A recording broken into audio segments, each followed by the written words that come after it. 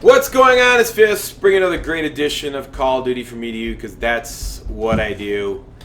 And really, this is just a rhetoric, opinionated video on my feelings as to how and what this new Modern Warfare Call of Duty should be. Somebody on Twitter had said, that window wobble, and I hope he's watching this video. One of the developers who does all the patching to a Raven game, particularly this one that they took 2 years to develop. I just want to state my case and see what you guys think and see if you feel the same way. If you don't, that's fine. But based on the old Call of Duties, this is what I observed. And I think this game, I think this game could be much better for the masses. I think a lot of people are getting hung up on this, in quotation marks, old Call of Duty 4. Call of Duty 4 had its time. I think it's past. It's time for us to move on. So I think it's time for us to see change in a modern military shooter that is today. And so when we talk about Modern Warfare Remastered, I'm just going to go down the list of things that I think need to be changed. Number one, I think the M16 is too strong. I think the damage should be reduced. It's just too powerful. I think the snipers should be reduced by half damage. And only headshots should be one-shot kill.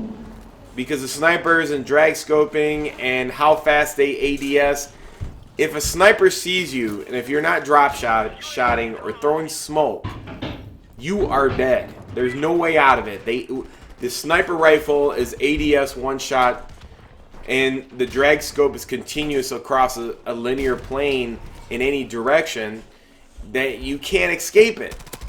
So I think that needs to be addressed in this new modern game, and I think people fail to realize, and I'm not blaming Window Wobble and the rest of the community for not knowing these things, but if you can recall, in the later parts and later stages of Call of Duty 4, that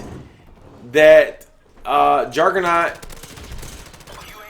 was not trumped over stopping power. Juggernaut was put in there because too many people, the game became too much of a sniper fest. So it was a two-shot kill no matter what. And then stopping power trumped all of that. So everybody moved to stopping power. So stopping power should be trump over Juggernaut in the first place.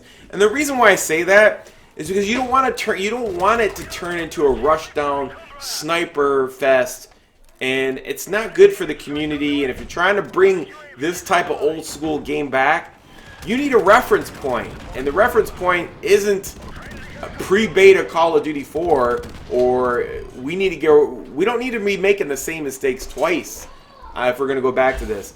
The videos end here pretty quick, and so there's a couple other things. Flash needs to be cut in half.